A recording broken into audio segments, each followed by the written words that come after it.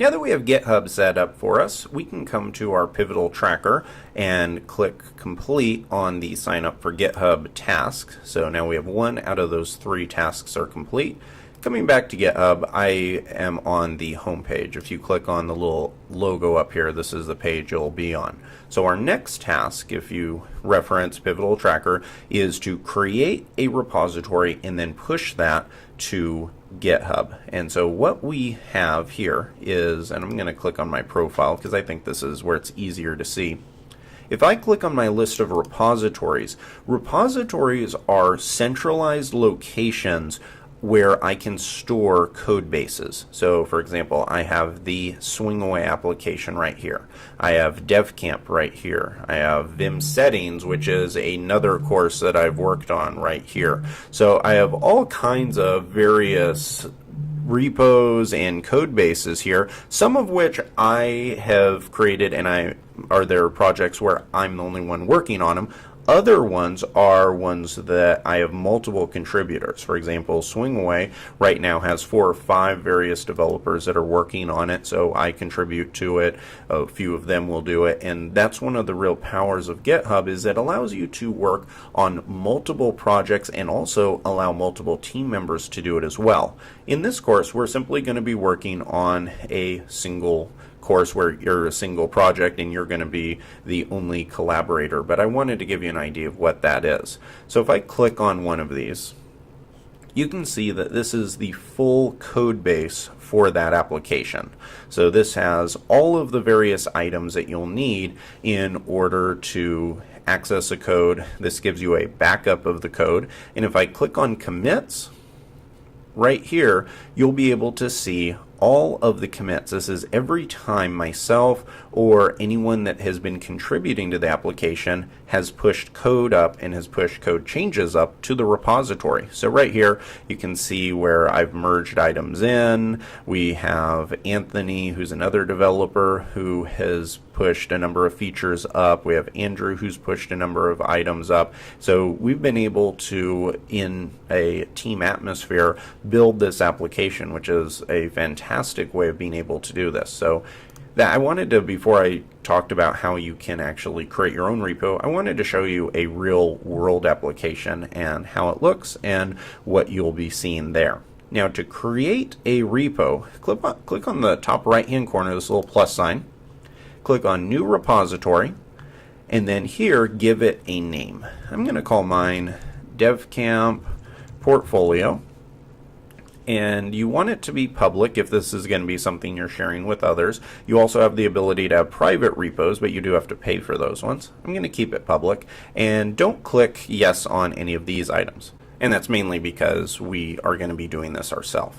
I'm going to click on Create Repository, and this is going to create it. You can see right here I have DevCamp-Portfolio, and I have all kinds of instructions. Now, there are multiple option. So I could clone this right here. We don't want to do this. I could create it from scratch. We don't want to do this because we already have some of these things that are in place. And then we could push. This third option is the one we're going to want to go with, but first we need to do a little bit of work on our own application. So I'm going to switch back to the terminal. Make sure you're at the root of your application, so type ls and you should be able to see all of these items. And in order to create the repository locally, you have to type git init and hit return, and you can see that this says it initialized an empty git repository in users admin code devcamp tutorials devcamp portfolio /.git. So what this essentially means is that there is going to be a secret hidden folder inside of our application called .git where all of our releases, our versions, and everything related to Git is going to be stored. So now what I can do is I can type git status. And now what this tells us are all of the items that need to be added to Git. So right now we want all of these added. Now we could do this one at a time. I could do something like, say, git add readme. And now if I type in git status, you can see that we have one change to be committed that's green, and then the rest are still untracked. And what this means, without going into a few hours worth of dialogue on what Git does, is that we have the ability to add items that are now ready to be committed, which means that Git knows about them, but we need to give it a comment to kind of give a place in time, to give a benchmark in time to say this is the work that I performed on this file or on these set of files. Because I could also do something like add my gem file. So I could do git add gem file. Now if I do git status again, you can see that the gem file and the readme are both there. Though, because this is our first time, I want to commit all of these. And the way that you can do that is by saying git add dot, and this is one way of doing it. That you could also do git add dash all, or maybe dash dash all. I rarely ever do it because it's the same thing as saying git add dot, and so this is what I always do because I'm lazy and it's faster. So now if I hit return and hit git status, you can see that it added all of the files in our entire application. These are all green. They're all ready to be committed. So the next thing that we have to do is I need to actually commit it. And what that means is we're saying I know about all these files, Git knows about all the files, and I want to create a version for my application. So this is something where I could have the ability to revert all the way back to that point in time and say this is my, in this case I'm going to say this is my initial commit. I could give any message I want, but that's the one I'm going to give. So I'm going to say git commit -m for message, and then give it a message, and make sure you give it in quotes. So I'm going to say here initial commit, hit return, and now all of these are committed. And so I could do git status, and it's going to say on branch master, nothing to commit, working tree clean, which means that Git already knows about it and we have these versions. If you want to verify that, you could type out git log, and you can see there is our initial commit. It gives a commit ID, which is this long hash right here. It says who the author was and when the commit occurred. So now we're all good. The last thing we have to do is push this up to GitHub, so we need to let GitHub know about this application, and that is where this third stage comes in. I can just click on this, copy it to the clipboard, come back to the terminal, hit paste. It's going to go through the full system, and this is why it was important to set up our SSH keys, because if you didn't, you'd have to go through a full process of typing in your username and your password and everything like that. But because we have verified that we're the owners of this computer and the account and that GitHub trusts us, then we have that security in place. So now that we have all of this, let's go back to GitHub, and you can just hit refresh.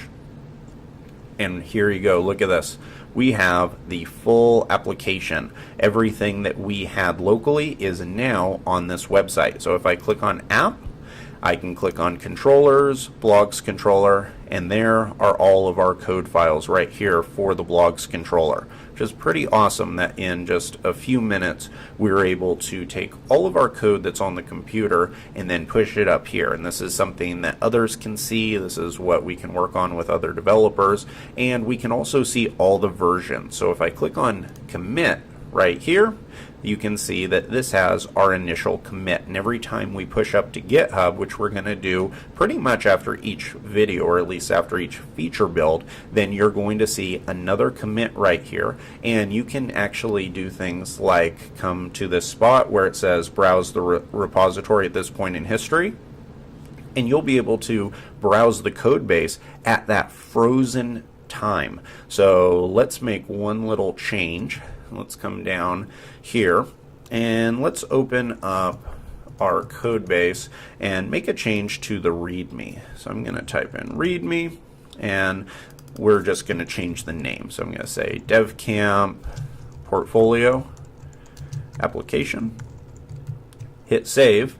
Now if we come back to the terminal and type git status, you can see that we've modified the README. I'm going to say git add all. I could also just have added that, and then git commit -m. I'll say updated readme title.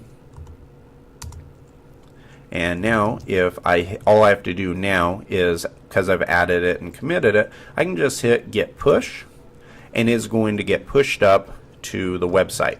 So switching over to the browser, if I hit refresh, you can see that now we have another commit. We have updated readme title. And if you want to see the difference, click on this little code icon right here. And if you scroll down, you can see this still says readme and everything is still the same.